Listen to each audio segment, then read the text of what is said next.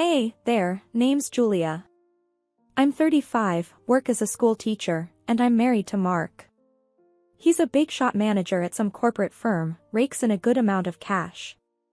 We've been hitched for about 5 years now. Mark's got a son from his previous marriage, kid's name is John, he's 12. Let me paint you a picture of our lives. I'm as normal as they come, got a steady job, a home, a man I love, and a kid who isn't mine but I've come to love him like my own. Sounds pretty good, right? Well, it ain't all sunshine and rainbows. Mark and I have been trying to have a kid of our own. Month after month, the same routine. The hope, the anticipation, and then the crushing disappointment. The worst part of it all? Mark points the finger at me. One evening, Mark comes home, his face is like a thundercloud. He throws his briefcase on the couch, loosens his tie, and pours himself a stiff drink. I'm in the kitchen, trying to cook dinner, trying to ignore the tension that's thick in the air. He takes a sip of his drink, then turns to me, his eyes hard. Julia, he says, his voice cold, I have a kid. I didn't have any issues with Linda. It's you who can't. His voice trails off, but the message is loud and clear. I'm the problem. His folks, they're no better. They echo his sentiments. I still remember a family dinner at their place. Mark's mom, a stern woman with a sharp tongue, looks at me across the table and says, Linda gave us a grandson. We thought you'd give us a grandchild too, Julia. But it seems we were wrong. The room goes quiet, and I feel like I've been slapped. I can't say anything, can't do anything. I just sit there, my face hot, my heart pounding. Then there's Linda, Mark's ex, the mother of John. She's like a specter that haunts our lives. She's a barmaid, always dressed to kill, always the life of the party. I've met her many times. She's got a way about her, a way that draws people in. She knows how to talk, how to charm. She's got Mark's folks eating out of her hand. I remember one time she came over to pick up John. Mark's mom was there, and they greeted each other like long-lost friends. I watched from the doorway, feeling like a stranger in my own home. Julia, we were just looking at old photos. You should join us. Linda's voice, sugary sweet, cuts through the silence of the room. She's sitting on our couch, flipping through our family album with Mark's mother. I stand in the doorway, my heart pounding in my chest. I feel like an intruder in my own home. I plaster a smile on my face and walk over to them. The photos are a stark reminder of a past I was never part of. Mark and Linda, young and in love. John, a chubby baby in Linda's arms. Linda and Mark's mom, laughing over something, looking like best friends.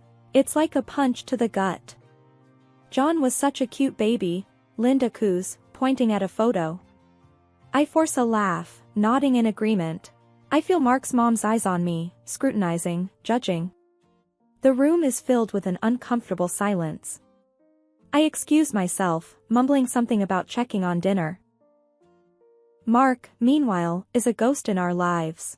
He's always at work, always at the golf club, always on his computer. He's there, but he's not really there, you know? He pays his alimony to Linda, buys John the latest gadgets, tries to be the cool dad. But when it comes to me, to us, he's always too tired, always too busy. One night, he comes home late from the club, the smell of alcohol heavy on his breath. I'm sitting on the edge of the bed, a report card in my hand. Mark, I say, trying to keep my voice steady, we need to talk about John's grades. He grunts, his eyes still closed. Not now, Julia, he mumbles, I'm tired. But Mark, I insist, his grades are slipping. We need to. Julia, he snaps, his voice harsh. I said not now. He turns over, his back to me, and that's the end of our conversation. Later that week, I'm at the grocery store, picking up some stuff for dinner. I bump into Linda in the frozen food aisle. She's got a cart full of junk food, probably for John. He's always been a picky eater, always preferred junk over home-cooked meals. I try to keep my distance, but she spots me. Julia, she calls out, a smirk on her face. shopping for dinner? I nod, forcing a smile. Just the usual stuff, I reply, keeping my voice casual. She laughs, a high-pitched, annoying sound. You know, John loves my spaghetti. You should try making it sometime. Her words are like a slap in the face. But I keep my cool, nodding and mumbling something about trying it out. I rush home, my mind a whirl of thoughts. I'm left to pick up the pieces. I'm left to play mom to John, to help him with his homework, to attend parent-teacher meetings, to deal with his mood swings. I'm left to clean up Mark's mess, to play the dutiful wife, to put on a happy face when all I want to do is scream. I'm sitting at my desk, scrolling through my phone when a message pops up. It's from my friend, Jenna. There's a photo attached. I open it, and my heart stops. It's Mark, my Mark, with his arm around Linda. They're in a bar, laughing, looking cozy. I can't breathe, can't think. I feel like I've been punched in the gut. I wait for Mark to come home, the photo burning a hole in my pocket. He walks in, tired, a little drunk. I take a deep breath, steeling myself. Mark, I say, my voice steady, we need to talk. He grunts, dropping his keys on the table. What is it, Julia? He asks, his voice tired. I hold up the photo, my hand shaking. He looks at it, his face blank. Then he laughs, a loud, harsh sound. So what? He asks, his voice cold. Linda and I are friends. We have a kid together. His words hit me like a slap in the face. Friends, I repeat, my voice a whisper. He nods, his face hard. Yeah, Julia, friends. We have a kid together. We have a history together. What's your problem? I feel tears prick at my eyes, but I blink them back. I won't let him see me cry. My problem, I say, my voice rising, is that you're my husband, Mark.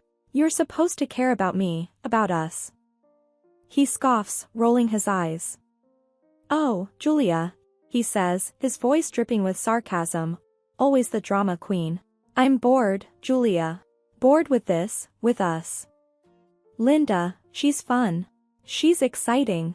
She understands me. I feel like I've been punched in the gut. I can't breathe, can't think, but I won't let him see me break. I won't give him the satisfaction. Fine, I say, my voice cold. If that's how you feel, then maybe we should end this. He looks at me, his face blank. Then he shrugs, a casual, cruel gesture. Maybe we should, he says, his voice cold. He walks away, leaving me standing there, the photo still clutched in my hand. The next day, I decide to confront Linda. I find her at the bar, serving drinks, laughing with the customers. She looks up as I walk in, her smile fading. Julia, she says, her voice cautious. What brings you here? I slam the photo on the bar, my heart pounding in my chest. What's this, Linda? I ask, my voice steady. She looks at the photo, then at me. She shrugs, a smirk on her face. Mark and I are friends, Julia, she says, her voice casual. We have a kid together. I feel a surge of anger, of betrayal. But I keep my cool, keep my voice steady. He's my husband, Linda, I say, my voice cold, and I won't let you ruin my marriage. She laughs, a harsh, cruel sound. Oh, Julia, she says, her voice dripping with sarcasm, your marriage was ruined the moment you walked into it.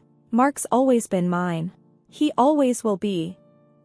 I feel a surge of anger, of determination. I won't let her win, won't let her destroy my life. We'll see about that, Linda, I say, my voice cold. We'll see about that. I turn and walk away, leaving her standing there, the photo still on the bar. I've got a fight in me, and I'm not going down without a fight. It's a quiet afternoon and I'm sitting with John, Mark's son, at our kitchen table. We've got his school books spread out between us, and I'm helping him with his math homework. John and I have always had a good relationship. He's a good kid, smart and kind. He's nothing like his mother, thank God. Julia, he says, his voice quiet. why does 2x plus 3 equal 5? I explain the equation to him, simplifying it so he understands. He nods, scribbling down the answer in his notebook. We work in silence for a while, the only sound the scratch of his pencil and the occasional sigh of frustration. Then, out of the blue, he says, "Dad and Mom meet a lot, you know?" I freeze, my heart pounding in my chest. I force a smile, pretending not to be affected. "Oh?" I ask, my voice casual. "That's nice." He nods, oblivious to the turmoil inside me. "Yeah," he says, "they meet at the park, at the mall. They talk a lot. They laugh a lot." His words are like a punch in the gut. But I can't let him see my pain. I can't let him know how much his words hurt. "John," I say, my voice steady, "your dad and we're good, okay? We're happy. Your mom, she's just a part of his past." He looks at me, his eyes wide. "Okay," he says, his voice small, "okay, Julia." Just then, the doorbell rings. It's Linda, here to pick up John. I stand, my heart pounding in my chest. John runs to the door, excited to see his mom. I follow him, my mind racing. I have to confront her, have to tell her to stay away from Mark. "Hey, John," Linda says, her voice sweet. "Ready to go?" John nods, running to get his bag. Linda turns to me, her eyes cold. "Julia," she says, her voice icy, "we need to talk." I nod, my heart pounding in my chest. "Yes," I say, my voice steady, "we do." We step outside, away from John. I take a deep breath, steeling myself. "Linda," I say, my voice cold, "you need to stay away from Mark." She laughs, a harsh, cruel sound. "Why?" she asks, her voice mocking. "Because he's your husband? Because you love him?" I feel a surge of anger, of frustration. But I keep my cool, keep my voice steady. "Yes," I say, my voice cold, "because he's my husband. Because I love him." She smirks, her eyes cold. "Oh, Julia," she says, her voice dripping with sarcasm, "you're so naive." Her words hit me like a slap in the face. But I won't let her see me break. I won't give her the satisfaction. "I'll fight for him, Linda," I say, my voice cold, "I won't let you take him away from me." She laughs, a harsh, cruel sound. "Oh, Julia," she says, her voice mocking, "you don't stand a chance. I have John. He's my trump card." Her words are like a punch in the gut. I can't breathe, can't think. But I won't let her see me break. I won't give her the satisfaction. "We'll see about that, Linda," I say, my voice cold. "We'll see about that." She leaves, taking John with her. I'm left standing there, my heart pounding in my chest. But I won't let her win. I won't let her take Mark away from me. The days roll on, and I find myself in the park with John again. The sun is shining, casting long shadows on the ground. Kids are laughing, playing. It's a normal day, just like any other.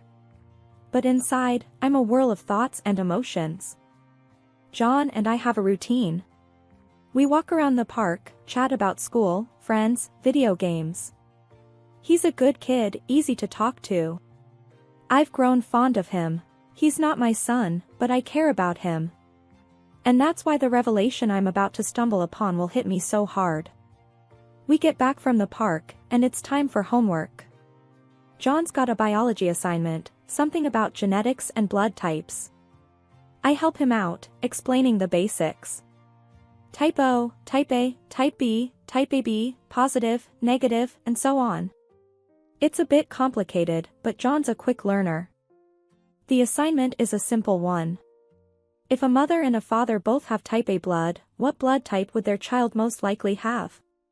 The answer is, of course, type A. John gets it right, and I give him a thumbs up. Then, he looks at me with a puzzled expression. "But, Julia," he says, "I have type B blood." I freeze. My heart pounds in my chest. "That's impossible." Unless Mark isn't John's father. I stare at John, my mind racing. But I can't let him see my shock. I can't let him know what I'm thinking. Oh, I say, forcing a casual tone. That's interesting. Who told you that?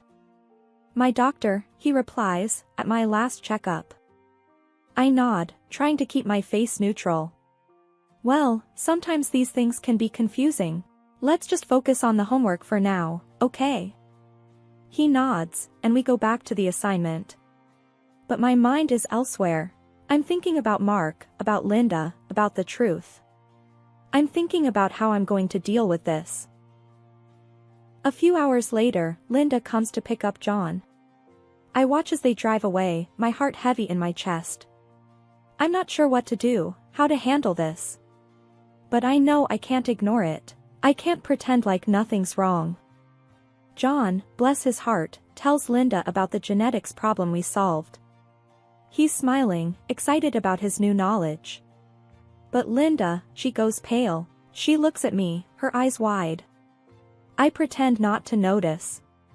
I pretend like everything's fine.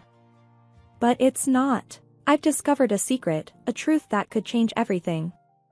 And I'm not sure what to do with it, but one thing's for sure. I'm not going to let Linda win. I'm not going to let her take Mark away from me. I'm not sure what the future holds. I'm not sure what this revelation means for me, for Mark, for John. But I'll face it head on. I'll fight for what's right. I'll fight for the truth. It was just another day. I was in the kitchen, cooking up some breakfast. Mark was sitting at the table, reading the newspaper. John was upstairs, getting ready for school. It was just like any other day, but inside, I was a mess. Julia, where's the butter? Mark asked, not looking up from his newspaper. In the fridge, where it always is, I replied, trying to keep my voice steady. He grunted and got up to get it himself. I watched him, my heart pounding in my chest. I couldn't help but wonder if he knew, if he suspected anything. John came down the stairs, his hair still wet from the shower. He grabbed a piece of toast and started to eat. John, sit down and eat properly, I said, trying to sound stern. He just shrugged and kept eating. He was always like that, always in a hurry. I watched him, my mind racing. I couldn't help but wonder if he knew, if he suspected anything. After breakfast, Mark left for work and John left for school. I was alone in the house, just me and my thoughts. I went up to John's bathroom, my heart pounding in my chest. I stared at his hairbrush, my hand shaking. I reached out and pulled out a few strands of hair. I put them in a small plastic bag, then did the same with Mark's hairbrush. I sent the hairs off for a DNA test. It was a long shot, but I had to know. I had to know if Mark was John's father. The waiting was the hardest part. Every day, I checked the mail, my heart pounding in my chest. Every day, I was disappointed. But I didn't give up. I couldn't. Not now. Finally, the results arrived. I stared at the envelope, my heart pounding in my chest. This was it. This was the moment of truth. I ripped open the envelope, my hands shaking. I pulled out the paper, my eyes scanning the words. And then, I saw it. The results. The truth. I won't tell you what it says. Not yet. That's a story for another day, but I will tell you this. The truth changed everything. It was a bombshell, a revelation. It turned my world upside down. That day started off pretty ordinary. Mark came home early, and he wasn't alone. Linda was with him, and so were his parents. They had that look, you know the one. The look that says, we're here, and we're taking over. I was sitting on the couch, holding on to the DNA test results. Mark cleared his throat. Julia, he started, I want a divorce. I didn't react. I didn't need to. I knew this was coming. I had been preparing for this. So, I just sat there, staring at him. Linda had this nasty grin on her face. Guess you're not so special after all, huh? She said. Just a gray mouse. Mark's parents were nodding, looking pleased. They never liked me. They thought I was beneath their son. But I didn't care. I didn't care what they thought of me. Not anymore. I stood up, my hands shaking. I walked over to Mark, the DNA test results still in my hands. You want a divorce? I asked. Fine. But first, you might want to take a look at this. I handed him the DNA test results. He took them, looking confused. He read them, his eyes getting wider with every word. This can't be right, he stammered. John's not my son? I nodded. That's right, I said, John's not your son. Linda looked shocked. She grabbed the test results, her hands shaking. She read them, her face going pale. No, she whispered, no, this can't be true. I didn't cheat on you, Mark. I swear. But Mark wasn't having it. You're lying, he yelled, you did this, Julia. You did this to get rid of them. His parents chimed in, siding with Linda. Linda wouldn't cheat. This is your doing, Julia. I shrugged. Fine. I said. Let's do another test then. Let's see if these results hold up. All eyes turned to Linda. She was pale, shaking. No, she said, no more tests. I smirked. Why not, Linda? If you're so sure John is Mark's, what's the harm in another test? Linda broke down, tears streaming down her face. Okay. I cheated. John isn't Mark's. Mark was furious. You lied to me, he said, his voice cold. You lied to me for years. I want all my money back. Every single penny. His parents looked shocked. They tried to argue, tried to deny it. But it was no use. The truth was out. And nothing they could say or do would change that. I watched them, feeling a sense of satisfaction. For the first time in a long time, I felt free. I felt powerful. I'd done it. I'd finally left the big mansion, the shimmering chandeliers, the empty glamour, and the web of lies. I'd traded it all for a small, homely apartment in a quiet part of town. It was a far cry from the opulence I was used to, but it was real. It was mine. I'd filled it with second-hand furniture, a few potted plants, and a lot of hope. I continued to teach at the local school, and those kids, they were my lifeline. They kept me grounded, kept me real. Mark, my ex-husband, was another story. He'd finally severed ties with Linda, his ex-wife. He'd come to see her true colors, but it was too late. He had washed his hands off John, Linda's son. Poor kid, he wasn't even Mark's own, but he had been caught in the crossfire. But as much as I tried to forget, the past had a way of sneaking up on me. I missed John, not Mark, never Mark. But John, that kid had wormed his way into my heart. I loved him like he was my own. And it hurt like hell knowing that I wasn't going to see him grow up. Out of the blue, Linda called. You've ruined my life, she accused, her voice shrill and hysterical. You've ruined John's life. I was taken aback, but I didn't let her get to me. Look who's talking, Linda, I retorted. You're the one who brewed this storm. You can't blame anyone else for the rain. She hung up on me. Good riddance. Mark was suing Linda, trying to get back all the money he'd spent on John. His parents were backing him up, of course. They were always on his side. The whole thing was a mess, a dirty, ugly mess. I wanted no part of it. I had my own life to live, my own battles to fight. I was done with them, done with their lies and their games. But I couldn't help but think about John. I hoped he was okay. I hoped he knew that I still cared about him, that I still loved him. I hoped that one day, he would understand why I did what I did. For now, though, I had to keep moving forward. I had to make a life for myself, a life that was mine and mine alone. I was Julia, and this was my story. I was no one's victim, no one's fool. I was a survivor,